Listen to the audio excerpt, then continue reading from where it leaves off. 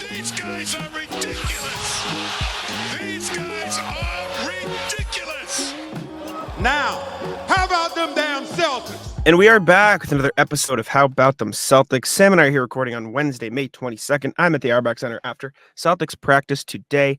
And we are in between games 1 and 2 of Celtics-Pacers in the Eastern Conference Finals. Celtic pulled out an overtime victory. We're going to dive more into that today, among some other stuff. How you doing today, Sam? Better than I would be if they lost. That's for sure. If they lost, I would have been so mad Shocker. this morning. I woke up tired, was up till 2 a.m, which is very late for me, especially after yesterday. I got up at like 5, and I was up before that because I really didn't sleep that well. But, yeah, Celtics won game 1. So we'll talk about that. Talk about little takeaways from game 1, a little bit more of a deep dive than you got in the instant reaction. Talk about some NBA awards. A couple of our guys made the all-defensive second team. Going to be some all-NBA teams announced later tonight. Got a little Western Conference Finals reaction. I think Jack and I will be back here later tonight to talk about that. Other NBA news and the Rat List. Great show for you guys. Stick around for the whole thing. Subscribe to the channel. Hit the bell. Leave a like. Comment. We appreciate it. Yes, sir. Like Sam said, we're going to start with some more stuff from game 1 of Celtics-Sixers. We're going to handle some grades. Look at some film. Look at how some players played. Grade. I guess we can go through every player that played in the game for the Celtics. Some will be much quicker than others. But do you want to start from like the top players, or do you want to start from the bottom and then save the top players for last? So, you can start with the bottom. I mean, I think a lot of these guys have an interesting. Okay. I mean, even the bottom guys will have things to say about. So, yeah, just start there and we'll work our way to the top. All right, I'll go from least minutes to most minutes, meaning, and I'll share a screen here for some clips. So YouTube and audio, Sam, just let me know if my audio cuts out because the Auerbach Center Wi-Fi, I'm on my phone right now. It's probably not ideal, but I'm going to try to share some clips anyways if we want to look at it. But start with Sam Hauser here, played the fewest minutes, 9 minutes total, 9:07, 0 for 2. 1 rebound in the game. I can look up his matchups too here just to see how he fared in the defensive end. Spoiler alert, I don't think it was very good. He defensive player. Of the 5 shots that were taken, against Sam Hauser, TJ McConnell was 2 of 3, Obi Toppin was 2 of 2. So they shot 4 or 5 against Hauser. Probably an F. It was a really, really bad Hauser game. He just didn't have it. They pulled him. So credit, I suppose, to Joe for yanking him from the game as soon as they realized he didn't play well. He didn't even crack 10 minutes, but this was a really, really bad Hauser game. So probably not a great grade for him. I think F is pretty fair. I mean, Hauser did not make shots, which is why he plays. He didn't play defense, which is part of the reason why he's able to play. Is usually he does a pretty solid job defending. And the lone memory from this game that I have of him is the turnover, which was at the end of the third quarter. Celtics are up 4 with the ball. And we talked a little bit about this on the recap and Talking Seas. They did a terrible job of closing quarters in this game, and this game probably wouldn't have been as close as it had to be had they just taken care of business. The third quarter was an atrocious close. The Celtics were up 13 with like 3.5 to play. End up 1 going into the fourth. And like I said, less than 10 seconds left. They have the ball up 4 with a chance technically to go back up to 7, which would have been a huge difference. Hauser sets an illegal screen, turns the ball over. Halliburton makes the prayer. Tough swing, very tough swing. And it really changed the course of this game to where it had to be a sweat. So, yeah, I think we can agree Hauser, unfortunately, was an F yesterday. Sorry, Sam. Hauser, I should say.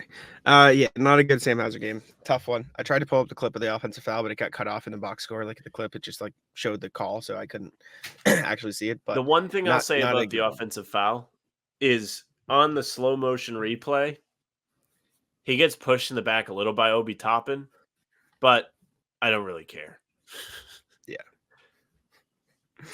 Not great. Not a good Hauser game, but that's all right. It happens. It is what it is. He got yanked before he could do too much damage. Luke Cornett, as well, he was 2 of 3 in this game, 5 points, 4 rebounds, 1 assist. Defensively was where kind of some of the troubles emerged for Cornett. In his minutes, Turner cooked him 4 of 6 against him. Also had 2 assists. Siakam was 1 of 2. Excuse me. Halliburton and McConnell were 0 of 1 each, and Obi Toppin was 1 of 1. It wasn't a good Cornet game either. Like he was okay, but I thought the defensive issues far outweighed any like potential positive he had on offense. Feels like a D for Luke Cornet. It really wasn't his night either. The bench didn't give the Celtics much in this one, and Miles Turner, like you mentioned in the pod last night, or I guess they came out yesterday morning as you guys are listening to this. Miles Turner had a big first half, and part of that was like Luke Cornet just didn't really keep up with them. They had to play drop defense, and they did it with Horford too, but Cornet's just so much less effective getting out quick after playing in drop defense, and Turner kind of punished that. So I unfortunately probably like a D for Luke Cornet too. He just wasn't really effective in this one. I think I would go D plus because the stats were there. He put up 5 and 4 in short minutes. Not bad. He still contributed while he was out there, which is what you like to see from him. How did he only have 1 free throw? Oh, you know why? Because there was a double lane violation. I was like, he got fouled and he didn't convert the N1 at a big stage of the game, actually. Like, he got hit by like TJ McConnell or one of those small guards. It might have been Shepard on a pump fake, jumped onto him. He missed the kind of bunny layup to have a big momentum play. But back on track. 5 rebounds, 4 assists is not bad in 13 minutes. Like you said, the problem came on defense. Luke Cornet in this playoff run has been fantastic. He's been great on both ends of the floor. He's been a dog on the offensive glass. He's fought for extra possessions, and he's made things difficult on opposing big guys. There were stages in the Cavs series where Evan Mobley had his way, but there were also stages where Cornet was a real pain. His length made it difficult on Bam in the opening round, and it can be a factor on guys that want to play under the basket. The problem with this Pacers series, they don't have that. Miles Turner doesn't really want to play inside ball. He wants to shoot threes. He's a good stretch big, runs a good pick and pop, and sometimes if he gets downhill, he's going to throw down a super cool dunk. So Cornet may not be the bench guy for this series, and unfortunately, Tillman has the family issue he's dealing with right now, so that'll keep him from playing, understandably so. Yep. So we might have to see Cornet in this series, at least until Porzingis gets back. And that's okay. I trust Luke to make the most of his minutes, but I don't know if he's going to give as much of an impact as somebody else would, especially on defense. My reason for going, I mean, it's like a meaningless difference between D and D plus, but like you need Cornet to give you something with Porzingis out. Like you have to, and he just didn't in this game. Like didn't stand up defensively, and that's not his game. So it's like a little bit unfair to expect him to do something different. But like I thought the biggest like not red flag, but the biggest like siren of like, oh, this is probably not a Cornet game. He didn't even Cornet contest. He was like trying really, really hard to get out there and close out on Miles Turner. And you laugh, but like that shows how badly they need to get out on Turner. Signature move. Well, no, not even like. Because they know the signature move isn't going to work, so they want to put pressure up there, but he's just not capable of getting out quick enough. And that's where you need a guy like Tillman. They don't have him right now, again, understandably so. So it's unfair a little bit to Luke because that's just not his game, but that's what they need him to do, and he's just not really there. So tough one for Luke, but it is what it is. Next bench guy, Peyton Pritchard, finished the night with 8 points, 2 assists. 3 of 4 from the field, 2 of 3 from 3, played 22 minutes, 34 seconds. Defensively, he was kind of not great. 3 of 3, McConnell shot against him. 2 of 4, Obi Toppin shot against him. Neesmith and Halliburton both made a shot against him. Nembhard and Shepard both missed shots. So combined, players shot, 5, 6, 7 of 11 against Pritchard. Didn't really stand up there either. I'd say probably like a C- game for Pritchard. The entire Celtics bench wasn't really great. The starters had to carry them through it. He had those like offensive things, but in a game like this where the offense wasn't necessarily the problem, I kind of am weighing more on the defensive side of the ball, especially for the bench players who need to be sharp there because that's the entire Pacers thing. So I think C is probably fair, but I'm going to lean C- just because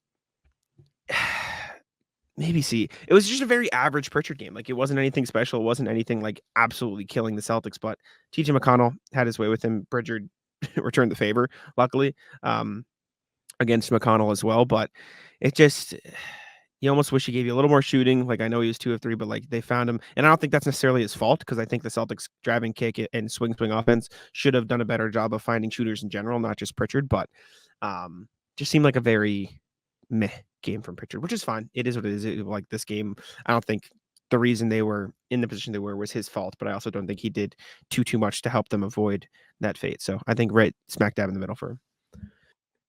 Yeah, I would say C minus just because C is average. Thought he was below average. The defense really hurt. This really feels like the first time this playoff run that Pritchard has been targeted on defense successfully. Teams will do it. They see him. They're like, oh, look at this little guy. We're going to score on him. And it usually doesn't go that well. Yesterday it went well. You read the stats, and it certainly lines up with that. Fortunately, he did hold his own on the other side of the ball where he was 3 of 4, 2 of 3 from 3. Both the threes felt pretty important at the time. I think it was in the first half where Indiana was kind of throwing a punch after going down 12-0. I know Michael Wilbon loved it at halftime. He was like, yeah, like they started this game down 12-0. Since then, they're positive, whatever it was. Was it tied at half? I think it was tied. Yeah, it was tied at half. 64-64, I think. Since then, they're plus 12. They've dominated this game. So Pritchard made his threes when Indiana was dominating this game. And, I mean, credit to him. He's not afraid of the moment ever. He got the white guy versus white guy matchup, had the nice little crossover on McConnell in the lane. He was Took talking it shit, too, to the personal. Celtics bench. Yeah. Yeah, he loves that. He in. said, I'm him. I'm here. I'm here. I'm him. I'm him. That's what he said. But yes, C minus sounds about right for Pritchard. It's like just kind of whatever. Next fewest minutes on the team was, if my box score would load, I could tell you.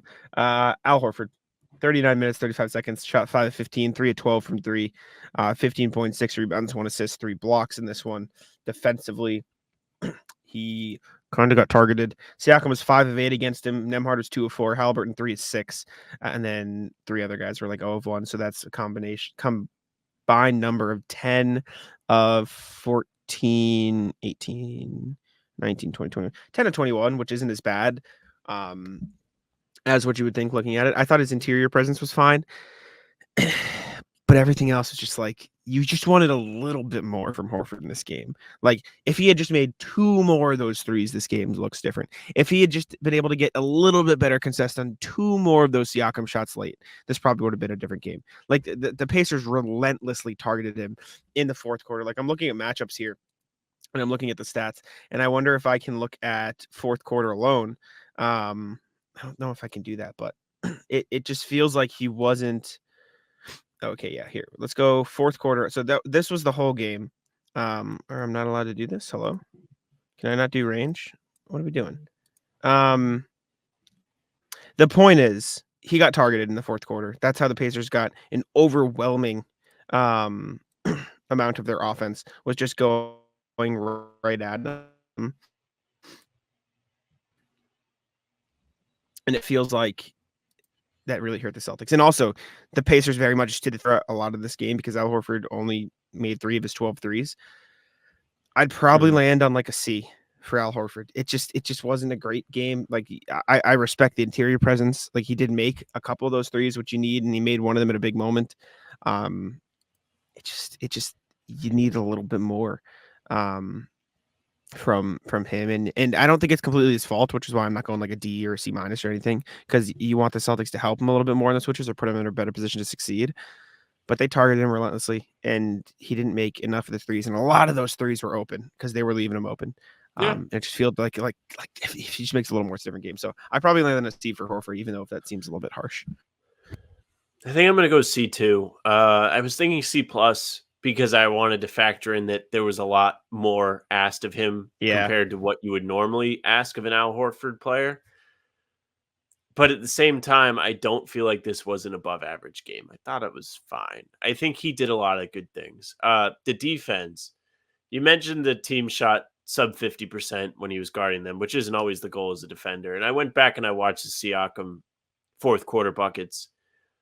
One of them was a transition dunk. Another was over Holiday, but there were 3 of them that were on Horford. 2 of them, Horford had a hand in his face. If you went back and watched, you could argue that he probably should be a little closer to him physically, like his feet should be closer. And that goes into the probably can't move his feet as quickly as he used to part of this, which sucks. But I think he did an okay job of guarding it. And the other way that Siakam was able to continuously get the ball in this position was that it was a pick and roll, and the Celtics were in drop, and Siakam was kind of heading downhill, caught the ball, stopped, got to his little half circle spot, and went to work. Good for Siakam. Horford did an average job defending it. Didn't think he was bad, but he could have been better. As far as the offense goes, never want to see 30% from the field from a big guy, or 33%. No. And like you mentioned, those threes were mostly open. He did make a couple, and the ones he made kind of came at a really good time. The one in the fourth quarter in particular was great when come out of the timeout, 4.5 minutes left. They swing. Derek White hits one. Indy goes down, matches, so the lead's back to 4. And then Horford comes down and hits a 3 of his own. So he did make like a stay in the game 3 yesterday, but overall he was just average. And we know he can be better. And it's going to be really nice to see him play when he doesn't have all this responsibility. Prize Picks is America's #1 fantasy sports app with more than 3 million members. It is the easiest and most exciting way to get in on the action while you watch your favorite sports and players. You just pick more or less on 2 or more player stats and watch all the winnings roll in. You can now win up to 100 times your money on Prize Picks with as little as 4 correct picks. You can turn $10 into $1,000 with basketball, hockey, college basketball entries today on Prize Picks, America's #1 fantasy sports app. One of our favorite picks here at the How About Them Celtics podcast is the Drew Holiday blocks. It's usually 0.5. He just needs more than 0.5 blocks. That means 1 Drew Holiday block. And that pick is in the bag. Prize Picks is really simple to play. I can make my picks and submit my entry in less than 60 seconds. Download the app today and use code CLNS for a first deposit match up to $100. Again, download the app today and use code CLNS for a first deposit match up to $100. Pick more, pick less. It's that easy.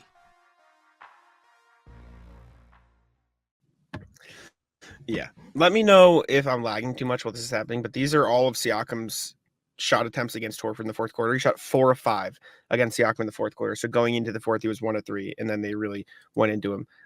Is this lagging, or can you see it pretty clearly where it goes? The video to me is lagging, but I don't know if it lags on the recording or not. All right, well, we'll try because it. there are a I lot think of it times looks this already video on screen. lags. So they go after him there. And apologies, YouTube, if this is lagging. I can't tell. They go after him here. This isn't really fully his fault. He was just kind of stuck in there. Maybe you want him to be out a little further, but that was an easy pull-up jumper in transition. And I think the Celtics transition defense was the issue there, less so Horford.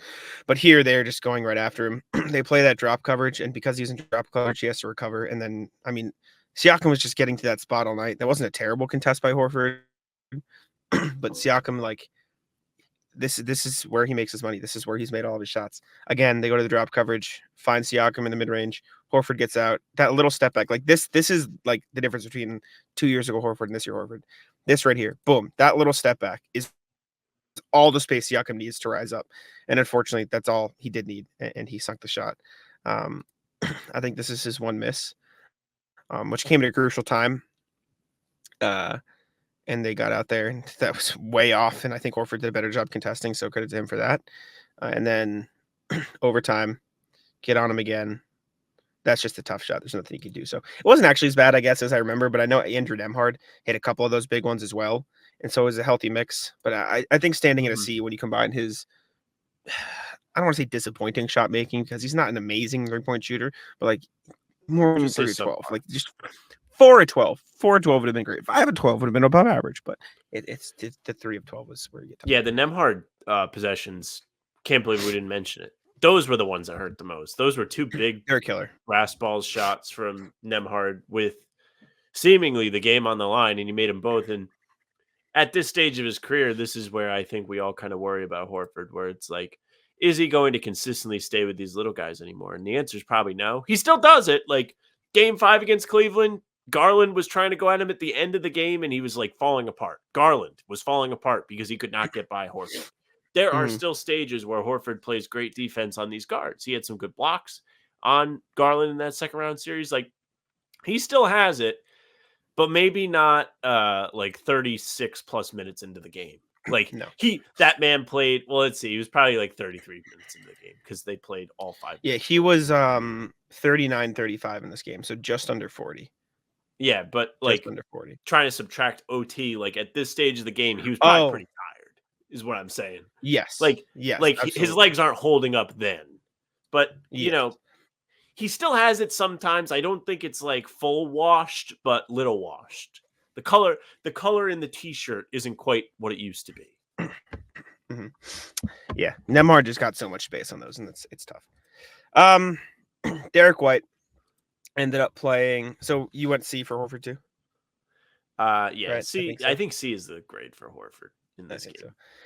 so. Derek White ended up playing 42 of 3 in this game, 5 of 13 from the field, 3 of 8 from 3, 15 points, 6 rebounds, 9 assists, 2 steals, 1 block, only 2 turnovers in this game. Defensively, he was pretty solid. If I remember correctly, I'm going to go to the matchup screen. I came off it to watch the Nemhard possession, so give me His 1 dad second. put out the stats Um, today. I think it was substandard for Derek White, from what I remember. Yeah, Miles Turner 3 of 3 against him. I remember he got some post ups. Andrew Nemhard 2 of 2. Halliburton 1 of 3. Neesmith 1 of 2. McConnell 0 of 1. Siakam 1 of 2. So that's 1, 2, 3, 4, 5, 6, 7, 8. 8 of 7, 8. 10, 8 of 13. So not good. Not a good defensive game for Derek. He had that tough foul against Halliburton too. And after he pulled up for 3 and got blocked by Halliburton, which was a tough shot. So a couple lowlights for Derek. I will say I did like that the Celtics put the ball in his hands at the end of the game because I think he always does a good job of organizing things, and I think he deserves credit for that. I'd probably go like C plus for Derek White, maybe B minus around that area. C plus, B minus for Derek White. Not terrible, not great. His shooting really wasn't there in this game at times. I thought there were a couple more mistakes than you usually see from Derek White at times in this game, but the 9 assists can't be discounted. That was big for the Celtics. You needed that, and I like that they ran the ball through him late in the game. I thought that was huge. And of his 9 assists, 1, 2, 3, 4 of them were in the fourth quarter and overtime. So that was big for the Celtics. So I'd probably land on B minus. I think the defense wasn't great, but I think a big chunk of that was because he just had Turner on him, like in the paint, and there's only so much you can ask for him when he gets a huge guy like that. I think he should be doing a better job against some of the big guys, but the Pacers did a good job of sort of attacking him in mismatches and stuff like that. So I'd probably go C plus, B minus for Derek White. Just want to see him make a couple more of those shots. Maybe I'm being too lenient, but curious to know what you think. I think it's a C plus. I think Derek was solid in this game. I think the plays he made late in the game. You mentioned the 4. I was hoping you wouldn't pull the number out because I was all excited. I was like, yeah, like almost half of his assists came in the fourth quarter overtime. My bad. They no. That's good. I mean, it's good that they went to him in that spot. The Tatum dagger that everybody was replaying all day to get the hype of the clip came off a Tatum and Derek White pick and roll. It was awesome. They went to that every time. It was D White, Jason pick and roll. They even ran there was one play, I forget what it ended in. I think it was an Al 3. They ran a Derek White, Drew Holiday pick and roll, which I thought was really fun. And they just used the Jays as like complete bait to get the best defenders out of the play. I thought that was really fun too. And his ability to set those guys up was impressive and probably more than we get to see. So that goes into the above average. The defense was below average. You went through. I'm not going to go with crap on it again. Thought some of the decision making was below average. I didn't love the stupid got blocked by Halliburton shot. I don't think it was completely his fault, but still thought it was a little rushed. And in fairness to him, it was like a walk-in 3 with the, I didn't know he was behind me layer to it. But the missed floater at the end of regulation, I thought he was trying to go in for a foul too much. Like he seemed like he had drawing a foul in mind. I mean, it's a 3-point game and you're shooting a 2-pointer.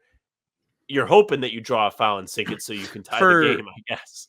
For what it's worth, the shot he got drawing foul, I still think he should have made. Like I think he still got a good look at the basket and he just whiffed it. I thought he should have made it. I thought it was a fine shot, but I just thought he was a little too focused on the foul thing. Not that it was like, I'm only taking this to draw a foul, but I think if he just was like, let me make the shot, we'll go from there. It probably finds the bottom of the net. Like you said, it was a good shot. He probably should have made it. I think that's why he missed it. So thought is, the 38% for the field isn't what you want to see from him. The assists were what you want to see from him. 15 points is a good total. I thought 2 of his threes came at a huge part. There was the one in the fourth quarter that we already mentioned. There was one right before halftime that gave him a lead, and then Halliburton made a heave to tie it. So he made shots when it mattered in this game. So that adds to it too. So I think we land slightly above average, C+ for Derek. Yeah, I think that's fair.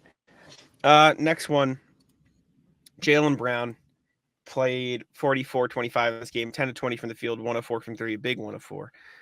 7 rebounds, 5 assists, 3 steals, 1 block, 3 turnovers for him, 26 points. Defensively, he was all right. I thought he was pretty solid for stretches, and I thought there were some that weren't good. Well, he had 0 of 1 unbelievably active hands. He was Can you look at good deflections for on there? I know somewhere they have deflections. It felt like he got a billion deflections in this game. So deflections, is that under hustle? Maybe let's see. Deflections. I'm not sure. I don't know. He had 4 deflections. Yeah, so he had a good amount. He had 3 steals. That was had the block. Tied for the most of the team. He didn't stay in. Like, listen, it was 0 of 1 for Nesmith. Yes, 2 of 2 for Halliburton, 3 for Turner, 2 of 3 for Siakam, 0 of 1 for McConnell. So it was 1, 2, 3, 4, 5, 6, 7 for 10. So not amazing. Curious to see what the totals, like how Halliburton and how Nesmith or Turner and how Siakam got those shots. So I will pull up those makes and see the biggest difference, because I wonder if it's like, because sometimes these stats are fake. You know what I'm saying? Sometimes it's not like, oh, he was just the closest one. It was just an open transition thing. So I think there's a healthy mix. I thought his intensity was good. I thought his intentionality was good. Obviously, he made the biggest shot of the game. He had a couple clutch buckets down the stretch of regulation. He also had a couple bonehead plays down the stretch of regulation where he just kind of dribbled into oblivion. I don't know if that was completely his fault or was the Celtics' overall fault. And some of his, I forget which turnover it was, but he had 1 turnover that was really bad. I'll let you grade first, because I've graded first for everything, but I don't want to keep stealing thunder. But I'll pull up the unless you want me to go first, I'll pull up the shots against him while we discuss. For me, I'm probably B+ game for Jalen. Shoots 50% from the field. Anytime I see 50% or above, I enjoy that. That's my thing. I love that. Hit the glass pretty well, 7 boards, 5 assists is probably above average for him. It goes more into he's just kind of making the right decision. He's looking to try and set the guys up and let the team get the best shot. Thought his defense in his engagement on defense was really, really good in this game. And he had a block on Nesmith at one point that resulted in a turnover, which usually doesn't happen when you block a shot, especially on the perimeter. And then the 3 steals are great too. The big shot at the end of the game. Mm-hmm. Big on the positive side on that one. Thing you didn't mention, made 2 of 2 to bring the game within 1 in the 4th quarter when the Celtics looked like they might almost be dead. 2 for 2 from the line from Jalen. Nobody had that. Not even me. I said, oh boy. Get ready to be upset. And he made them both. Big credit to Jalen. Brass balls moment for him. Sank the 3, sank the free throws. What did he have in overtime? Did he even score in overtime? Did he have to? I know Tatum. He had 1 bucket. He had 1 bucket in OT. I think it was a little harsh on him to start the game. Yeah, I think B+ is good for Jalen. I was pretty happy with what we had. I don't think he was going to be the one that got killed today if they lost. Yeah, a lot of those defensive buckets too. Watching them back, I know it was lagging on the stream, so apologies if you guys didn't see it. A lot of them were like other players on the floor, like got scrambled a little bit, and Jalen Brown had to recover, like take a chance and something like that. And I think the block he had and the deflections, like you mentioned, were good. And for what it's worth, I only think like 1, maybe 2 of the late game possessions were his fault, and the other one was just a result of the team like scrambling. I'd probably go, would you say B+, A- almost for Jalen? I think it came up big when it mattered. I don't think he was amazing in OT. He only shot, I think he was 1 of 4, 1 of 3. So I suppose there's that. But that shot at the end, 1 of 3. That shot at the end of regulations, like that brings you up a little bit, brother. Like it has to. So I think B+, A- almost is probably good for Jalen. Watching that back and watching the defensive possessions over. If it was a test, probably a 90. Yeah, 89, 90. We'll get A-. So. You move the needle for me. Yeah. I think the clutch plays and sort of bringing them out of it was good. So And he got to the line like 8 times, and only 5 of 8. I know is still probably subpar, but like him and Tatum did a great job of being aggressive for most of that game and getting to the free throw line. So they were 5 of 8 and 10 of 12 combined. So what is that, 15 to 20, which is probably not ideal, but it's still like good that they were that aggressive. So credit to Jalen. I think A- is fair. Good for him. Hey, gang, let me tell you a little something about Game Time. The NBA playoffs have arrived. It's the most wonderful time of the year. Who doesn't want to get in on the fun? With Game Time, you can experience it with your own eyes. Get yourself great seats to games with even greater prices. That's right. You can save when getting your tickets with Game Time. It's an authorized ticket marketplace of the NBA, which makes getting those playoff tickets even faster and easier. Plus, the prices on Game Time usually go down the closer it gets to tip-off. Who doesn't love to save a little bit of money? I certainly do. I used Game Time back in March when I took the lady to a game. We went to see the Celtics play our Pistons, and it was great. I could look and see what the seat view would be just using the app. Didn't have to be surprised when I showed up. Plus, you do get those last-minute deals. They have the flash deals and zone deals. Zone deals, which you can choose a section of the arena and let Game Time choose those seats. You'll save a little bit of money that way. You can download the Game Time app, create an account, and use code CLNS for $20 off your first purchase. Again, that's code CLNS for $20 off your first purchase. Terms apply. Again, create an account and redeem code CLNS for $20 off. Download Game Time today. Last minute tickets, lowest price guaranteed. Next guy, second to last guy, the guy where all the grades going to come from. Jason Tatum, 45 minutes, 32 seconds, 12 of 26, 2 of 8, 10 of 12 from the free throw line, 12 rebounds, 4 assists, 3 steals, 4 turnovers, and a very questionable late game stint from him. This is the weird one. This is where I guess the whole reason we're grading players comes from. Because on the one hand, I thought he had great first 3 quarters. He was really good. Thought he did a lot of good stuff. He was great plus minus. I thought he was creating situations that the Pacers had to scramble. I thought he was creating looks for others. I thought he did a great job being aggressive for a lot of this game because a lot of the threes didn't come till late, and we can talk about those in a second. And then you get to late. Questionable decisions. Bad turnovers. Feels like he was rushing a couple threes. He took that really bad turnaround jumper. Then you get to overtime, and he's still not great. He had that turnover to Holiday, which wasn't good. There were a couple of possessions where him and some other guys on defense jumped earlier in the game, and then he hits a huge 3 and has a huge and one and seals the game. And so I think it's a healthy blend.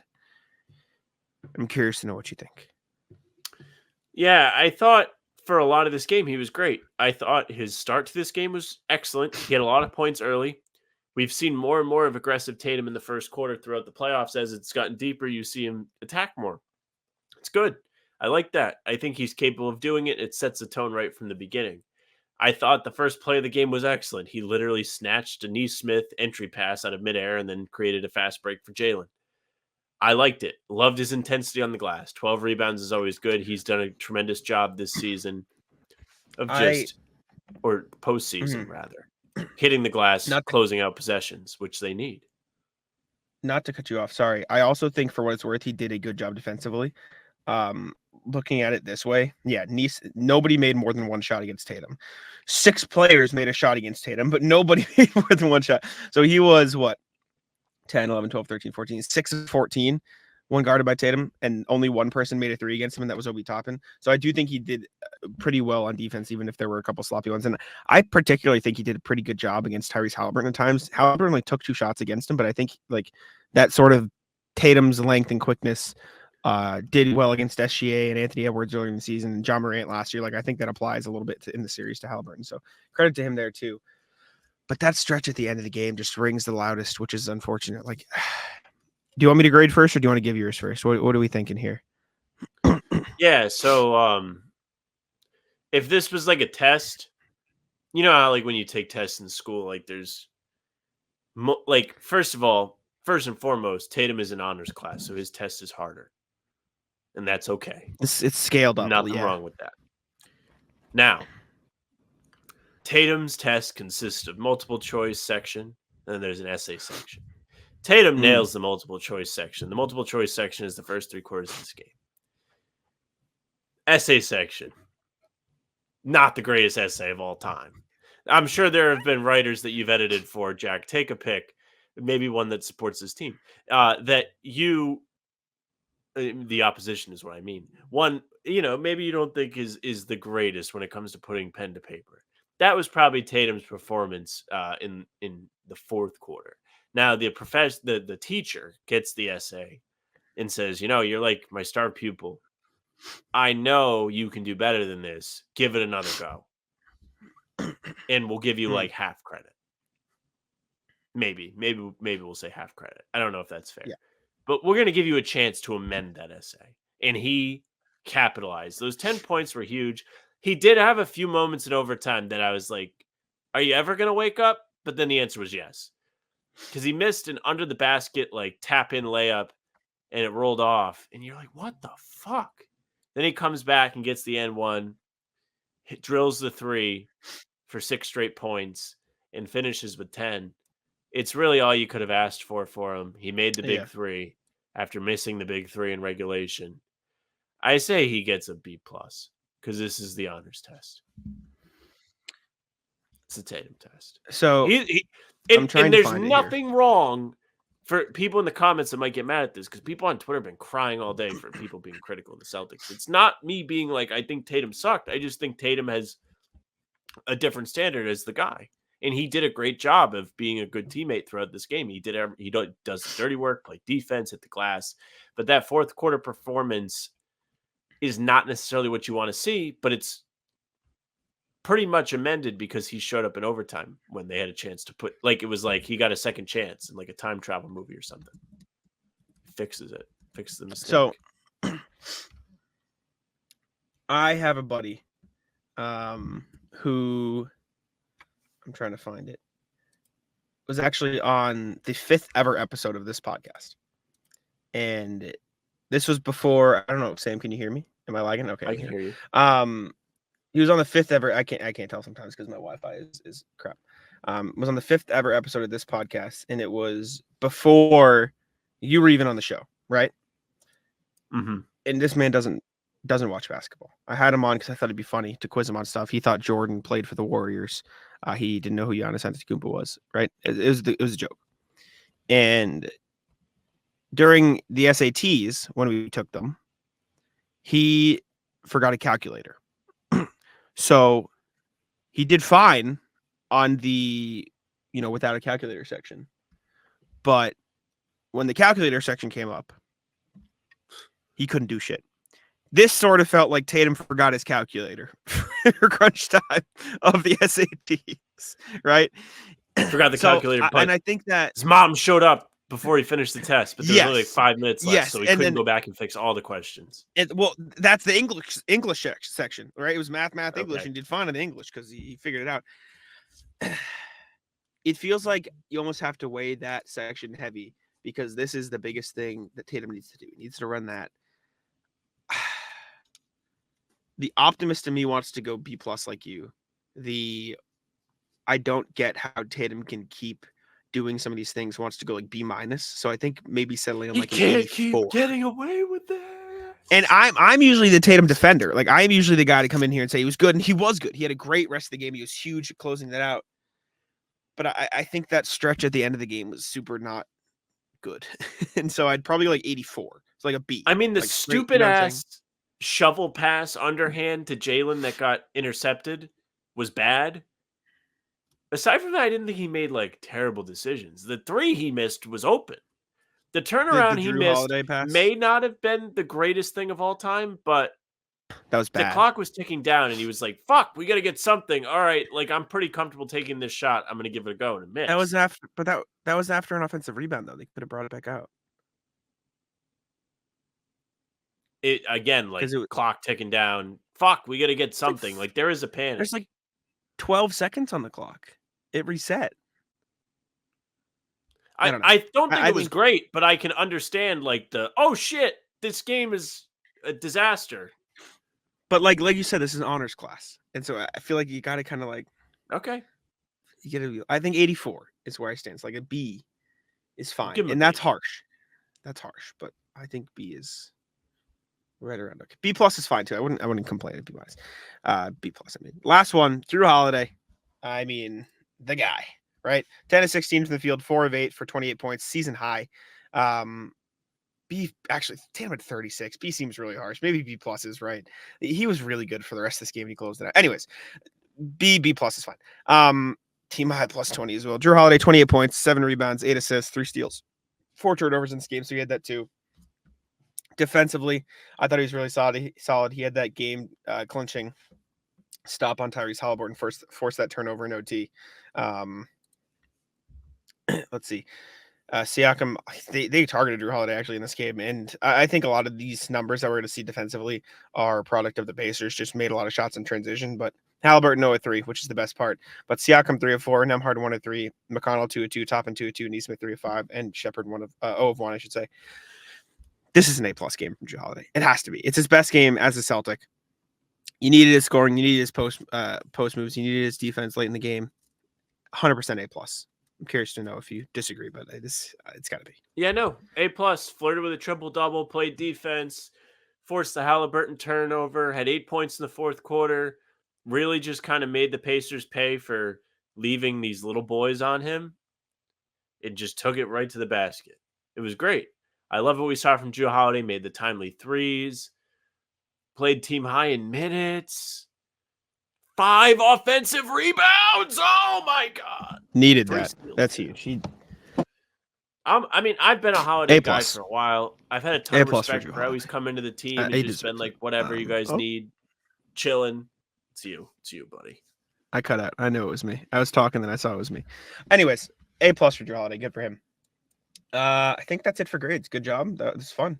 I think grades was fun. I don't know if we're gonna do it for every game, but we can do maybe a miniature version. But we're gonna see what the It'll be feedback the is on game YouTube to to putting video. grading the Celtics in the title. Yeah, we'll see. We'll test it out. Anyways, that took up a big chunk of the podcast. Next thing, all defensive teams have been announced. Derek White and Drew Holiday both made the all defensive second team. First team was Rudy Gobert, Victor Wembanyama, Bam Adebayo, Anthony Davis, and Herb Jones. Drew Holiday and Derek White on the second team next to Alex Caruso, Jalen Suggs, and Jaden McDaniels. Alex Caruso tweeted out, wow, they just stuck all the guards in all defensive second team, which kind of does show the bias a little bit. And we've heard people talk about how the guards have the harder job because they kind of are the front line and the bigs just stand in the back and wait to get that. But I think these are fair. Notable snubs, I think, are any OKC player, i.e. Lou Dort, i.e. Chet Holmgren. They were a great defense. And the Cavs, too. I think Jared Allen. Oh, no, he's gone. He just tried to switch tabs. We'll pause it.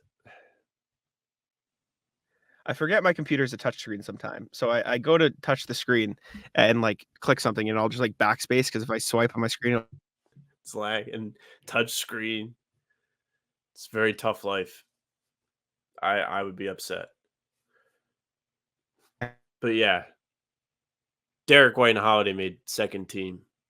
I think they both deserve to be on one of them. Finally back. That's great. Yeah, the Wi-Fi at the Airbag Center. I'm on my phone because the fucking Wi-Fi is terrible. Anyways, I don't know if you'd take anybody off for Lou Dort or Chad or Jared Allen. I think they all deserve a shot, but I think it's good and deserved that both Derek White and Drew Holiday made these teams. Jaylen Brown got some votes. Jason Tatum got some votes, but it just felt like these two were this was the two, and it makes sense. Yeah, they deserved it. They've played on this team all season. They've taken on the responsibility of stopping all different kinds of guys, and they've done it in different ways. Derek White gets all the stats. Big blocks guy. Drew Holiday is just like, hey, I'm super strong, and you can't really fucking do anything against me. And he's been really great. I mean, yesterday was a prime example of it. So, I mean, obviously they both deserved it. I think if they both didn't get on, there was going to be some outcry from all of us here. Definitely. So good for them. Big dub. Next thing, Kristaps Porzingis. This is from Woj. During Game 1, it was could return as soon as Game 4. He went on, I don't know if it was NBA Today or what ESPN show, but he was on ESPN, and he said Kristaps Porzingis can return as soon as Game 4. So it sounds like Games 1, 2, and 3 might be out of the question at this point, but there is still optimism that he could return this series. Good for the Celtics. I think he'd definitely open up the offense against the Pacers and whatever team they play in the finals, obviously, if they get there. good to hear that he's making significant progress. And it sounds like more and more we're getting more like, okay, we're sort of whittling down the timeline of when Porzingis can get back on the floor, which is a good thing. So happy to get another update on KP. Thanks for the good news. Except maybe it's not good news because I think some of us thought Game 3. But no, I think Game 4 is like a good spot to come back in this series, probably no matter what. Hopefully you take care of business later tonight as you're listening to this in Game 2, so you go up 2-0. And then at the worst case, when he goes, so it's not like a dire moment where Kristaps, you have to get back in there and play nails right from the get-go. No, you'll have like a little bit of a process of feeling it out. I'm sure you're going to get your feet back under you by the time these games start to count.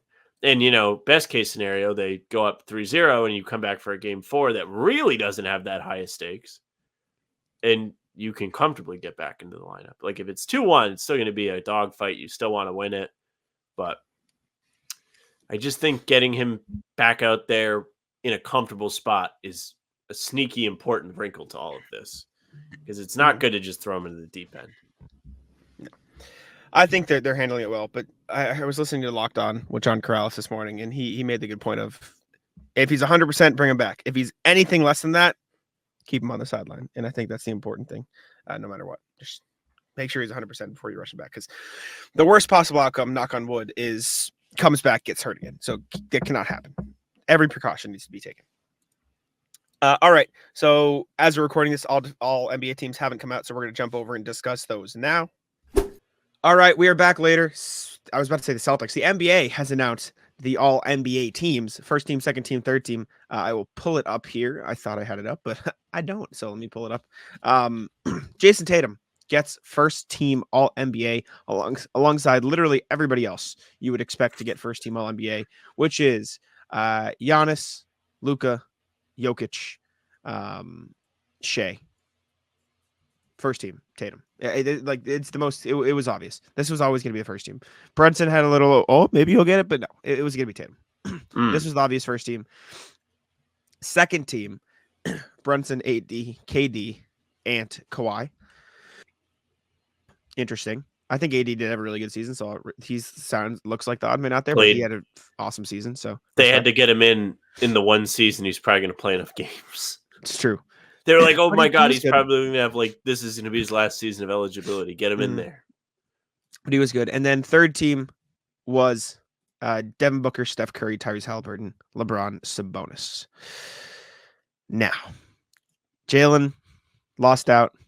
He was the literal first one out, and he was the only other person close to getting on a team.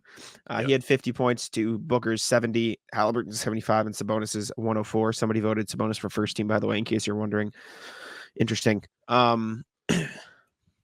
don't get it. It doesn't matter. I know it doesn't matter, except he loses like a $2.2 million bonus, which again, he's whatever. But like, how are two Suns, two Lakers, a Warrior, and a King over the 64 and Celtics? Like, how did the Suns and Lakers both get two players and the Celtics got one? How did four different players from play-in teams get in over the 64 wins? Like, I get that they put up better stats, but like, are we just ignoring the sacrifice for winning and the improvement he made across the board? Like, I hate it. I get it because of the stats, but I think it's dumb, and I disagree. Yeah, this is why I hate all of this. I think all NBA is the one that's most meaningful because guys legitimately have their contracts affected by this. So, last year when Jalen got it, it was a really big deal because we all knew he was doing extension, and thankfully he was able to get paid the max amount. So there was no, he should test free agency because of the money. And you saw Halliburton got on, Luka got on first team, which was always going to be the case. And Halliburton's going to get the extra money. Luka will get extra money. I'm with you, though. I thought the bonus piece of this was weird. I know they had the Wilt Chamberlain, like, he has the most double-doubles since Wilt stat going around all year. And so, everyone was like, well, should be in. I have less of a problem with Sabonis than with Devin Booker. and Kevin Durant and some of these guys. Like What about Devin LeBron? Booker, LeBron, and LeBron, sure, throw him in. I get LeBron a little bit more because I think his stats were significantly better. But like Sabonis, the Kings getting one guy I don't have a problem with because they were good and he had a great season and he played all 82 games, so respect. But like if Devin Booker had played in 4 fewer games, he's not on this list. And Jalen Brown doesn't get on. Like Kevin Durant, how many did Kevin Durant play in? Kevin Durant played in 75 games. He actually played more than I thought. I don't know. Maybe I'm just salty. I don't hate like any of the guys that got on here. If I had to replace, I think Devin Booker should be off and Jalen Brown should be on because you should reward winning. And the Suns didn't do a whole lot of that, especially with how messy their season was. 27, 4.5, and 7 versus 23, 5.5, and 3.5. Like, I get it, but 64 wins. I don't know. I think Booker should have been the one off for Jalen. That's my thing. But I think it's fair. anyways. I kind of feel like Jalen got snubbed personally. I thought the Curry piece of this was weird too. I know he averaged a lot of points, but I mean that team was dreadful. And I guess it's not his fault. Averaged 26, 4.5, and 5. Yeah. Yeah. Actually, now that I read that, you're absolutely fucking right. Jalen should have made it over Steph and Devin Booker. Just didn't feel like Steph had a Steph season. It's not like he was doing unbelievable stuff and the Warriors were just ass. They were ass, but his numbers were also down, and it wasn't like a sacrifice situation like you mentioned with Jalen. I mean, Jalen was at what? I'm sorry. One more time. Steph, 26, 26.4, 4.5, 5.1. Jalen, 23, 5.5, 3.5. What was You're the telling efficiency me at for Steph? Bet you Steph was actually like really efficient. 45, 41 versus 50, 35. Oh, I love that 50. You know I love Or that 50. 49, 9. Sorry, but I gave him the 0.1. But like you're telling me 3.5 points and 1.5 assists and 1 fewer rebound is enough to get the Warriors record. Let's see. The 46 win Warriors Steph Curry over the 64 win Celtics Jalen Brown. You're right. It should be Steph. Devin Booker, I also think, didn't deserve to be on it, but at least they won 50 games. Or wrong. They won 49. Doesn't matter in the end, but I think it's lame that Jalen got snubbed. I think he should. It is wild that the 6 seed Phoenix Suns that got swept in round 1 would have been second in the East or third. Third. I think New York got 50 wins. Yeah, they got 50 wins. They got 50. Okay, so they would have been third. They did.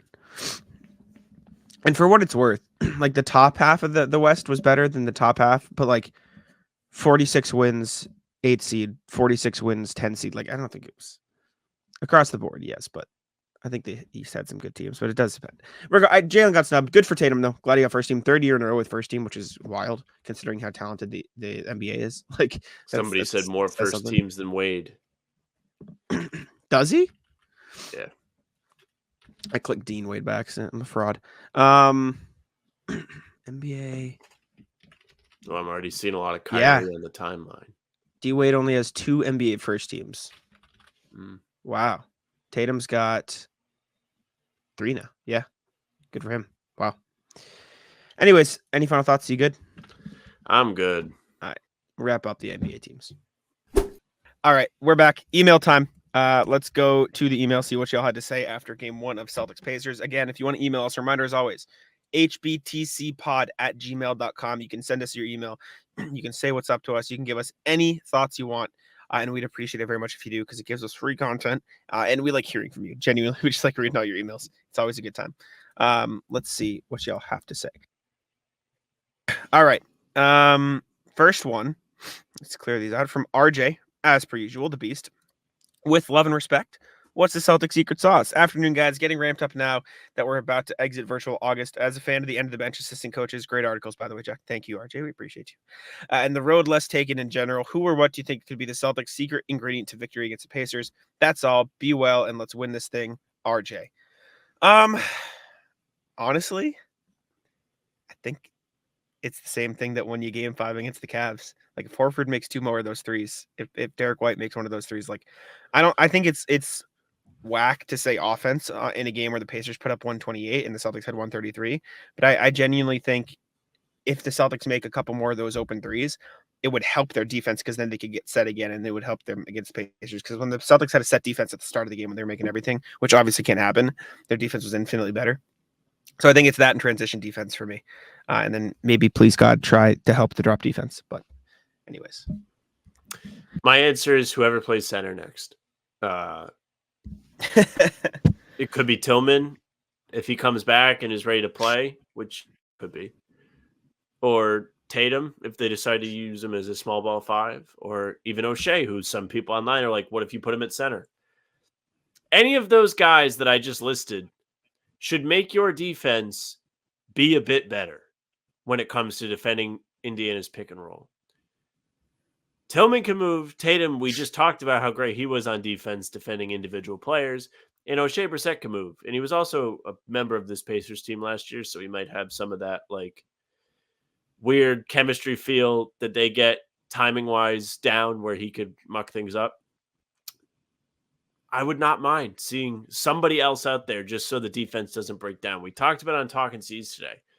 As much as there were boneheaded mistakes the Celtics made on offense with some of the dumb passes that were made, the shot quality was okay down the stretch, especially in like the last minute and a half of regulation. The missed Tatum 3 was open. The missed White floater was a shot we both said we thought would go in. The Tatum follow-away was probably a bad decision. But the overall process on the possessions we just listed were fine.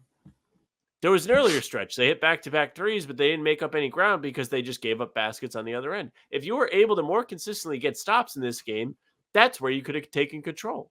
Because typically it's the offense. They're all like, oh my God, why is it just Tatum dribbling every time? Are they ever going to figure it out? Well, they did something different yesterday. And instead of it being the offense that screwed them, it was, oh yeah, no, you just can't get any stops. Yep. Yeah.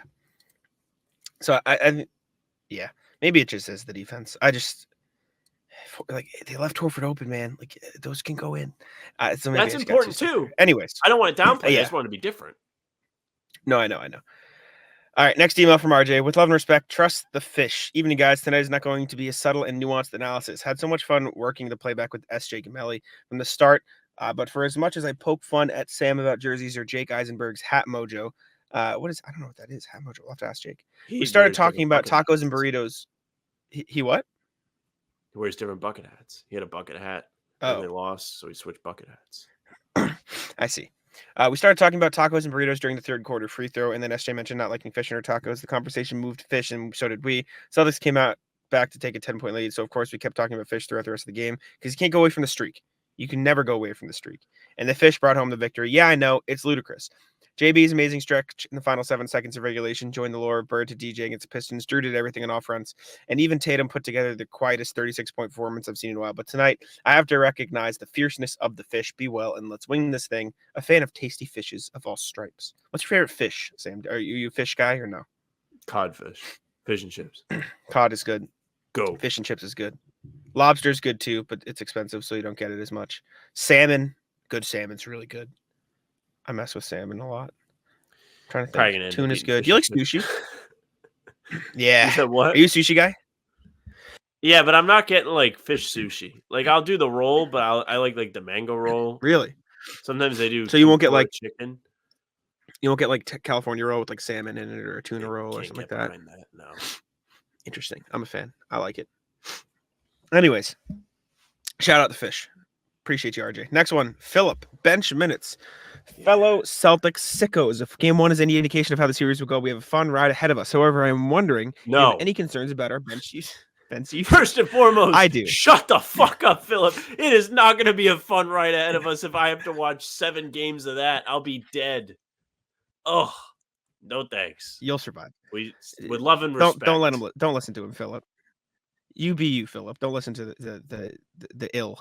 I was scratching my head in game 1 as without KP, Horford reached 40 minutes, almost playing as many minutes as the entire bench, 45 total.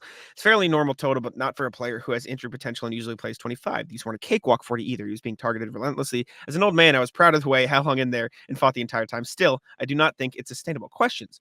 Why did we acquire Tillman when we already had the East one, unless it was for an emergency like this? Tillman was not available in game one because, according to his Instagram, his father passed away. So, unfortunately, that wasn't there. Similarly, why acquire Tillman if your plan is to use a Cornet? Did Tillman look surprisingly bad in the regular season?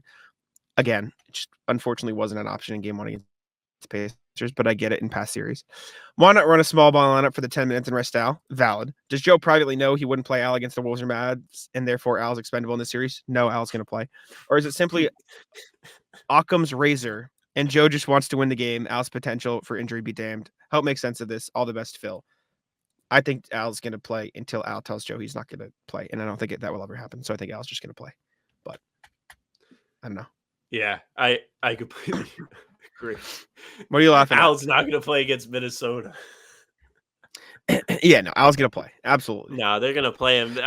Maybe I don't think that take is the most outrageous thing ever, Philip, because actually he could have in this back pocket, well, we think Porzingis is going to be back, so Horford's going to be on shorter minutes, and he'll have a little bit of recovery time, but he's definitely going to play.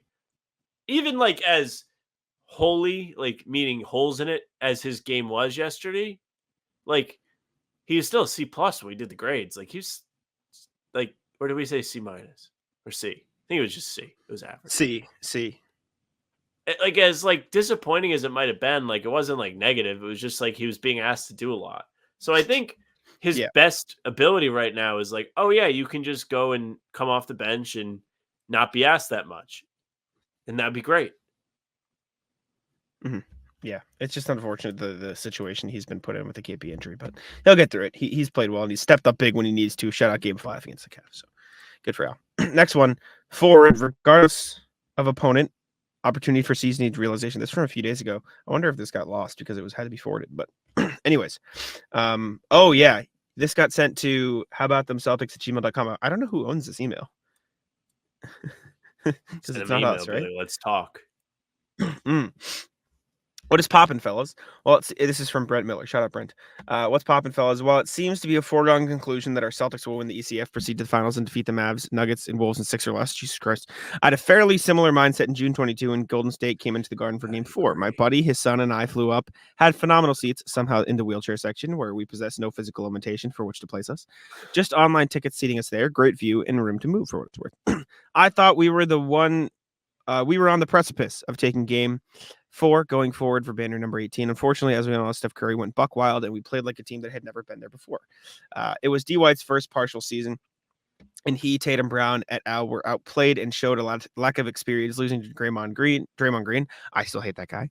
And the rest of the Dubs, and of course, went on to lose the series in 6. I think that game, in spite of the lack of advancing last year, will be a linchpin and catalyst this year for the Celtics team to utilize in there for, I believe, to be successful pursuit of banner 18. Again, this squad does seem far more focused with the exception of the Game 2 fall-offs, head and hands emoji. I guess it all remains to be seen, but what I see is banner 18 being raised to the rafters after the Celtics win over whichever opponent. Didn't know if you guys had been that game. That ruined my trip so bad. We did not want to be in Boston, so we took the Nor'easter train to South Main the next morning just to be out of the misery Boston was exuding that day. Here's to banner 18 being raised successfully, and Tatum, Brown, White, Horford, Pritchard, and my Arkansas boy Walsh getting that elusive ring. Peace out. MC Spooky Tooth. Brent Miller, attorney at law, which you can see, I suppose, if you'd like a law office there. Shout out Brent. Thank you. I love MC Spooky Don't Tooth. dox him. He put in the email. What do you want from me? He knows what we do here. Reading his address, just like blurred or something. I don't know. If I remember. Brad, thanks for reaching out. No thanks for making me think about Game 4. I hate Game 4. And Jack's probably pissed at you because he's gonna have to hear about. They probably should have won the series. I'm gonna cut you off. But I've talked about it plenty of times. Sorry that you were there. That is what I will say. I apologize that you had to be there. I don't think we were there. We weren't there. No. Tim was there. Tim paid to be there. That sucks. I'm sorry, Tim. Shout out Tim. Tim's a beast. Love you, Tim. All right. Let's move on to the NBA section. And with that, we're going to jump on over to a small recap of Mavs-Wolves because that game is later tonight. All right. Sam and I just watched Wolves-Mavs, or Sam watched Wolves Mavs. I watched the fourth quarter of Wolves Mavs because I was at softball. We went 0-2. Yikes. Anyways, Mavs take a 1-0 series lead over the Wolves. I heard Anthony Edwards had a really good first half, but what I watched was pretty quiet. I saw Luka Doncic completely take over the game in the fourth quarter. I think he had like 15 points, which was huge. I saw Cat make a couple big shots for the Timberwolves, but he was otherwise, now that I'm looking at it, really bad. Wow. Interesting game. Mavs up 1-0. Can't say I expected that, but I guess here we are. Luka was pretty damn good, apparently. Damn. Yeah, they both had stretches. Kyrie was unbelievable in the first half. I think he had 24 at the break, 11 of 14 or something like that. Crazy. Maybe that was after the third quarter. I don't want to sell him short. But it was a back and forth game the whole way. Minnesota got off to a good start, as you probably would assume they would at home. And then slowly but surely, Dallas chipped away. And this was a strange fourth quarter because you had Minnesota fully in I'm sorry. Dallas had taken a 6-point lead. Minnesota rips off a 13-1 run. And then Dallas responds with an 8-0 run. So what a roller coaster of emotion for those in attendance, those watching back in Dallas. What a fucking brutal way to lose if you're the Timberwolves. When you're at home and you kind of charge back like that, you don't really expect there to be another punch back from Dallas. Pretty impressive stuff from them on the road. Yeah. I didn't expect Dallas to go into Minnesota, like you said, and get this done, but credit to them for doing that.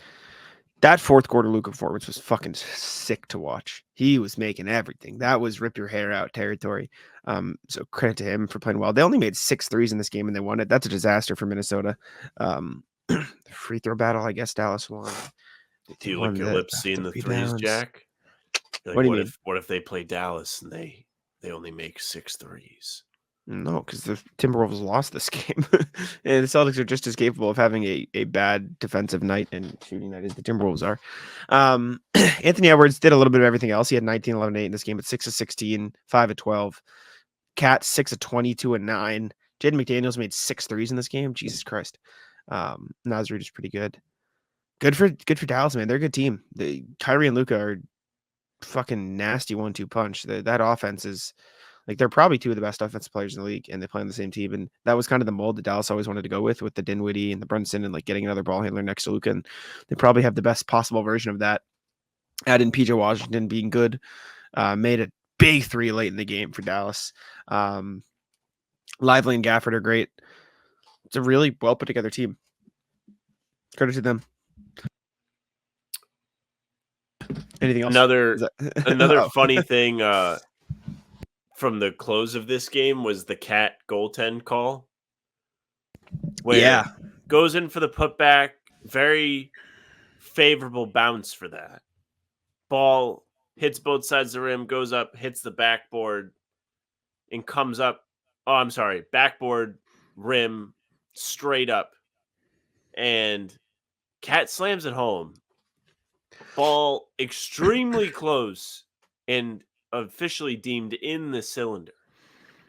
I think probably could have been either way. But I also think like it was weird. It like went in and then back out and then back in. They gave us a bad angle. That angle is whack, like above the rim. I think it would have hit rim on the way down, which is in the cylinder. So I think they made the right call. They made the right call. Josh Green almost fucked it all up too. Fouled Mike Conley. That is like the only thing you cannot do there. Like that is the only rule. Do not foul a shooter. Like it's like if Siakam fouled Jalen and he had an and one. Like that is your only job. Only job. Bizarre foul, because not only did he foul him, but like it was like an instant foul off the catch where Conley barely had his foot behind the line, gets 3 free throws, misses the second. So all like fun hope of what if they get it down to 2 and then somebody gets a tip in was all lost. Yep. Oh, now everyone on Twitter's dancing on Anthony Edwards' grave. Anthony Edwards, 6 points, 2 of 9, 2 of 7 from 3 in the second half. Not great. 7 of his 9 attempts coming from 3 is pretty bizarre. Reggie Miller was having a Scal-esque discussion with himself I heard this. Anthony Edwards being tired. Mm-hmm. Because he did what Scal does with injuries. He was like, this dude is so tired. The shot selection would indicate that. 7 threes for this guy? A little bit out of character. In this Denver series, we saw a lot from him, like a lot of mid-range stuff, going to the basket. This one, he was like, watch this. And he was doing his Tatum impression of just throwing up threes. Yeah. Tough for the Wolves. Tough way to lose. I think they'll be back. I think this will be a really good series. But Dallas gets ahead. 1-0. Good for them. Who would you rather play? Would I rather play, or who do I think they'll play? Rather play? Rather play. Dallas. Too many defensive pieces that the Celtics can attack. And, Sam, I know that losing to Kyrie in the finals would be a disaster, but beating Kyrie in the finals would be kind of cool. I was thinking about it while we were watching the game today. And this doesn't, I mean, yeah, losing to Kyrie would suck. I also feel like this weird change in conferences muted the Kyrie stuff a little bit, which is less fun for a finals matchup. But watching this game, I was thinking, do the Celtics actually match up better with Minnesota because of all the Dallas pick and roll capabilities and the Celtics just being incapable of defending that offense throughout the entire playoff run? That you have Luka with these freakish athletic big man dudes rolling to the rim. Or would you rather try and guard Ant out of that same thing? Like, I feel like I'd rather guard Ant than somebody like Luka and or Kyrie. I think the Mavs have more Isaac Okoros, to put it simply. Very fair. I mean, they do. We were looking before the series, and it was like, do we really think Derek Jones Jr. and P.J. Washington are going to be the guys? Both of them were shooting up from what they shot in the regular season, even though Derek Jones was on a career high of 34% as a member of the Mavericks, but P.J. was only at 31%. He was shooting unbelievable in the first couple rounds of this series. Yeah, he was only 2 of 8 tonight, but he made one when it mattered, P.J. Anyways, good win for the Mavs. Should we move on? Any other thoughts? Are you good? All right, next thing. We'll see you. All right, welcome back from Mavs-Wolves. Hopefully it was a good game, and hopefully both teams got tired. Jumping into the NBA, Jalen Brunson, Sam. I asked you specifically not to look at this, correct? I did not look. So, Steve Popper of Newsday reported that, quote, all indications is that Brunson is willing to sign a 4-year, $156 contract extension this offseason. Now, you may ask, why does that matter? Because next offseason, he would have the chance to sign 5 years, $270. So he is going to take a pay cut for the Knicks to help them get better. Popper added that if Brunson signed the new deal this offseason, it would, quote, remove his 4th season from the guarantee and provide 5 more years of certainty in New York rather than waiting until next summer. And as somebody who's a big, if you want the team to get better, take a pay cut guy, I figured you'd respect the shit out of that. I do respect this. And I respect it even more because I don't think anybody would have been like, fuck this guy. He's a fucking money-hungry motherfucker. And he still might. He still might take the money, which respect. Because I would take it. I would take the money. He's on a massive discount right now because he signed with New York after kind of being like a weird floater guy in Dallas who was good, but nobody thought he was this. So he's way underpaid right now as a MVP, top 5 vote getter. Yeah, respect, of course. The way that the Knicks have been able to put this team together is because his contract is so valuable. Randall doesn't make that much money. They're going to have to pay OG this summer. Probably going to have to give Hartenstein a raise because he's a free agent. If they want to keep him, they got to pay him. He's been so important to them. Yeah, big time respect. I was actually thinking about not him in particular, but I was like, imagine being like diehard fan of whatever team and like they're going to pay you in the like you're an NBA player and you're like, what if I just signed the minimum? Shout out Brunson, man. That's really cool. I love Jalen Brunson. I know you dislike Knicks fans, but I love this whole Knicks team. Like, no, I like Brunson. Brunson's fine. The fans are the worst people. Beast. Anyways, next thing. The 76ers supposedly think they have a chance at getting Paul George this summer. This comes from Kevin O'Connor on the Bill Simmons podcast. said that the Sixers have, quote, think they have, quote, a real chance to sign Paul George away from the Clippers. Well, the Sixers think there's a real chance they end up with Paul George. From my understanding, talking with people around the league, they think there's a real chance he ends up leaving. No guarantees, but there's a chance of it. I know, Sam, you would not like that very much because that would be another player in the East. But, yeah. Not a fan. Would be a big upgrade over Tobias Harris. As much as we all laughed at the Sixers this spring, they were pretty good when Embiid played this year. I thought they'd do better in the first round than they actually did. So this would absolutely make them a much more threatening team to the Celtics, of course. Yeah. Mm-hmm. This is a guy that can play defense and shoot threes and also create a shot if you want him to. He'd probably be the third option on Philly. Third option might be a perfect spot for Paul George at this stage of his career, even though he's playing at a much higher level than that. If you're able to have him come in with the right mindset, accept the role similar to a Drew Holiday, there's no putting a price tag on the value you'd be getting. And a team like Philly that needs literally anything, yeah, who wouldn't want that? The question is, I'm sure Simmons said this to Kevin O'Connor on the show because he's been fucking saying it forever. But if you're Paul George, do you want to leave an injured Kawhi who can never be on the court for an injured Embiid who can never be on the court in the playoffs? Probably not. Yeah. That's why Simmons is always oh yeah, look at Orlando. That's probably a more realistic destination because they still have interest in him. Their team's exciting, and whoever your co-star isn't going to be sitting watching in a suit when the playoffs roll around or hobbling around, whichever it's going to be. Did I like or did you like there? It was probably me. It was you, but we'll see. I think I went through just fine. Oh, that's fine. Yeah, I think Paul George and Philly would be a good fit. I mean, you get a wing next to Embiid and Maxey. I think that's good. And if they can do it, they should do it. I think because that's a third star, and you can build out the team around that. But no brainer. Next thing, Sam. They have the cap space to absorb a contract. George is still playing. Well, I've seen people ball. say. I talked with Jake Eisenberg about it. He said, "Would you rather have Paul George or would you rather fill it with role players, three good role players?" And I said, "Probably Paul George. You just get the star and then you work from there." And Daryl Morey's been good at finding guys in the margins. I mean, Philly has okay role players. It just really hurt this spring because they don't have any. Without. No, but they're all gone. Oh, a lot of these guys are free agents now. They're going to go into next season with Embiid, Maxey, and Paul Reed on the roster, and that's it. Period. Done. So they're going to have to re-sign everybody. Next thing, you put this on here, so I'll let you explain it. Was I right? It's over inside the NBA. Dunzo. Oh, I thought it was the next thing. Yeah, so inside the NBA, the final season will be next year. The NBA is expected to finalize new media rights deals with ESPN, NBC, and Amazon sometime this week. So Charles Barkley was on SiriusXM today kind of talking about it. Sounds like Ernie might retire. He's not leaving Turner. Oh. I'm not really sure what's going to happen with the rest of the crew. I'm sure they'll all kind of get paid like they're NBA free agents still and find a job somewhere as they're all talented and entertaining. But I don't think Ernie's going to want to leave, and Chuck doesn't seem to think so either. So, yeah, this will be in 2024-25 will be the last NBA season with Inside the NBA. Man in the desk. Yeah. That sucks, man. Shout out Inside the NBA. It's such a good show. It's such good clips. You know who loves those clips? My mom all the time just sends me clips of Charles Barkley and Shaq being idiots on the Inside the NBA. Really? It's great.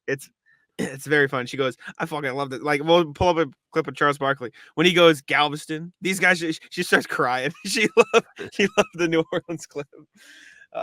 Yeah, shout out Inside the NBA, man. So, with this new media rights deal going through, you'd have to start watching games on streaming services. It's not going to be on cable anymore. Some of it, but you're going to have to pay for Peacock or Amazon. I don't know which carrier is going to have the conference finals and so on. But I think ESPN. I saw a report out there that ESPN's going to pay the most for a lot of the big stuff. No, ESPN will have one conference finals, but what will be the other carrier? Because each year it's ESPN has one, TNT has the other, and they flip-flop every year. Now you're going to have three major providers paying for these rights. If I had to guess, I would say NBC will have the conference finals. So you're going to probably get some of those games on Peacock, and they're going to be like, hey, empty your pockets, buddy. Time for you to pay to watch these games. It's going to suck a little bit. I already have Peacock, so I don't care as much. But It'll suck for some people. Yeah. If I had to guess, it'll be ESPN gets one, NBC gets the big stuff, another one, maybe somewhere on Peacock, maybe like one game a series or something that'll be negotiated. I bet Amazon does what they do for Thursday Night Football, and like every Thursday or every like Tuesday and Thursday, they'll put like the 2 primetime games on Twitch and Amazon Prime, which is fine because Twitch is free and you can watch. And so I think that'll be a fine thing. It'll probably be good for expanding viewership and shit like that. So I'm excited to see how Amazon putting NBA games on Twitch. Twitch. It'll give you the experience of watching on like one of the illegal websites, and you just have the Twitch chat on the side. Yeah. I think they put G League games on Twitch at certain times. Did they? Oh, I didn't know that. I think so. Anyways, last NBA thing before we get into the rat list. LaMelo Ball ran over a kid's foot, supposedly. This is kind of a rat list, actually. It is. Yeah. Just family in Charlotte. A family in Charlotte is supposedly suing LaMelo Ball for running over their kid's foot when he was trying to sign autographs. LaMelo Ball is notorious for speeding out of Spectrum Center in a bunch of fancy cars, running red lights, doing everything, and he reportedly just ran over this kid's foot. LaMelo just drives GTA cars. Somebody posted the compilation of him just speeding out of the arena. Yeah. He always has a ridiculous car. He must hate playing for the Hornets because he could not be getting out of there fast enough. And the visual of him, I believe they said like the kid was like looking to get an autograph. They just smoked his foot. It's fucked. The kid's 11. Let me see does it say it in the article. Let's see. Angel was like, LaMelo, I love you. I love you. Give me your autograph. Can you sign it for me? The mother told Action 9. She says Ball didn't sign anything and drove off. I just seen my son kind of go down and I thought maybe he dropped something. But he had not dropped anything. That Ball had driven over his foot and broke it. I just lagged through your entire talking. Not only did Melo break his foot, but the kid was like, yo, let me get an autograph. He was like, I'll autograph your foot with tire marks.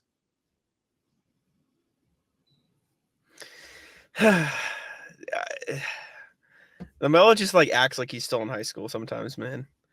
Like, how old is he now? How old's LaMelo? I think he's like 23. 22, turning 23 in August. Yeah. Still, like, come on, man. Whatever. That is a ridiculous. Like, that's like borderline jail. That's crazy. Yeah. That's crazy things. Anyways, let's go to the real rat list here, Sam. Would you like to kick us off? I don't have much today. Spoiler alert, but I will kick us off. Rat list the Celtics. One, put me through hell yesterday. Did the cardiac Celtics article. It's on Celtics blog right now. If you want to go look, I wrote about the heart monitor experience. Did like I guess these have become like my version of the game recap where I just bitch about things that pissed me off and put my heart rate when it was happening on there. But it's up there. Check it out. Put some kind of funny stuff in there. Some people said they enjoyed it. So if you want to read it, there's that. And then the twofold Celtics rat list is they just love to fucking move practice around, which affects our recording schedule. And it's very irritating, especially when I've already gone to bed. It's one thing if I find out, oh, like we have to record it this time tomorrow because they're practicing at this time. But when I'm up very late into the night and we don't know until 2:30 in the morning is when you guys sent the message. It's like, come on, man. How much later am I supposed to be up to make sure I know what's going on in my day the next day? That was half our bad because they sent the email at like 1:30 and we didn't look at our emails till like 2. So I mean, I was still probably smoked. I mean, I was still up because we had just did our recording, but usually even then is very, very late. Yeah, rat list the 8 o'clock start times. We're gonna be cooked for the next 2 series. It's gonna be horrendous. Rat list the Indy 500 again. Fuck you. We're gonna be cooked for this series. We're gonna be fucking deep fried for the finals when they start at 9. 8:30. Oh, is it not? Yeah. Last time it was 9. Good. GG. Good night. Awful. Rat list. I just had one. Shit. Oh yeah, rat list having to drive 14 hours Friday because of the Indy 500 because we're gonna have to record like 2-3 things from the car. Like we might do talking C's from the car 'Cause fuck it, why Who are you not? Because we'll talking- both be there. We have to record in the car for sure. And we were Yeah. thinking, since we didn't do roundtable, we might as well just do fucking roundtable in the car. Might as well just do everything from the car. We can do everything. Oh. Why not? Let me know so I can plan my day. That'll be funny though. Um, We're just gonna prompt it up. We tried to get Richie, CLNS cameraman, to come with us, but he said I don't want to drive 14 hours, so he's just not. Yeah, if I was him, I would say fuck yourself. Rat list. I hate traffic, dude. I had Yeah. to go. So my company was remote for a while here. This is the first week I'm going back, and it's only like 2 days, so it's not that bad. But I went back yesterday for the first time. Nothing worse than finally like leaving to go home, and it's like, hey, it's gonna take you forever because everybody is on the highway, and you're gonna have to park. So that was one thing. Yep. Another rat list was me. So yesterday, Mm.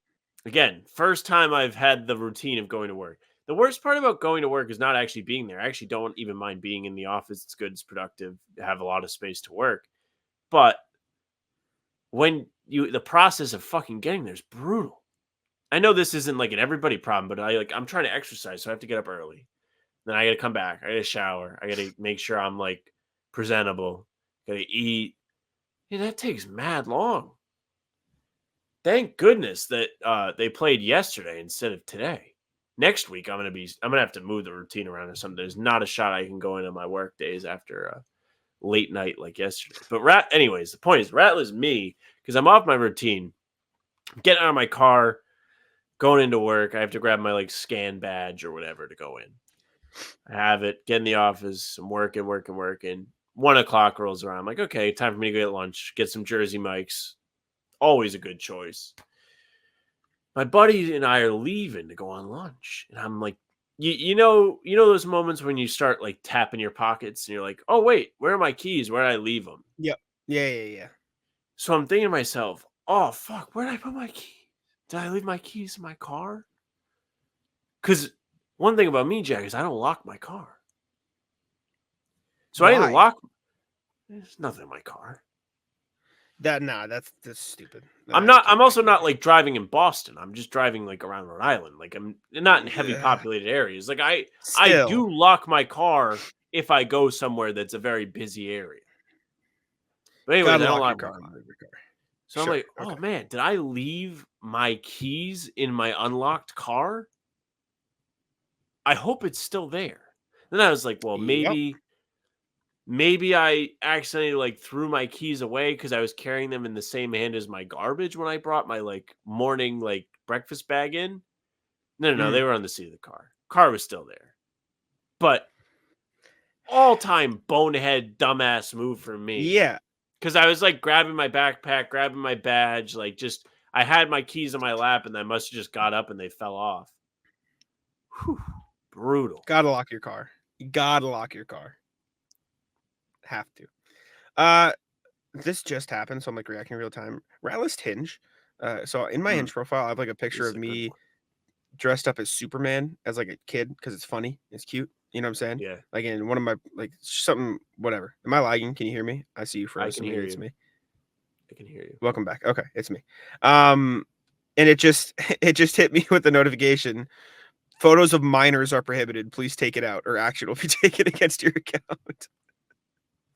So it just Hinge. I was like, damn, okay, I'm sorry. Respect. What the hell? But yeah, so Ratless Hinge for Big thinking that respect I'm to doing some Hinge. fuck shit. Protecting No big respect. Fuck. What the fuck? protecting the Let me have a sanctity of cute the picture. app. Anyways, that's all I got. I don't have anything else. Do you have anything else? No, nope. Leaving the keys in my car was All the right. close for today. Can't do that.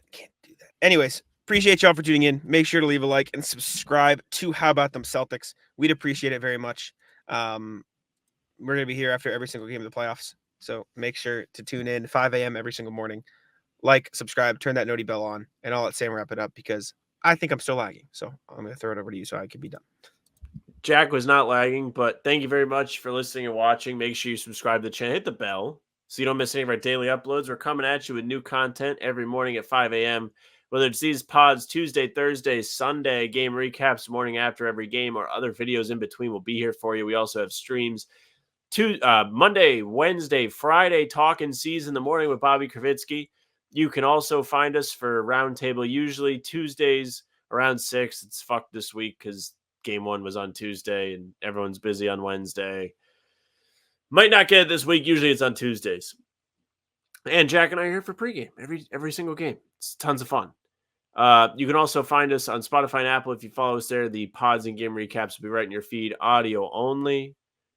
Leave a subscription, follow us, leave a 5-star review. You can also email us. hbtcpod@gmail.com is the address for that. We read them every single pod. You saw it today, so definitely reach out. We appreciate you guys doing so.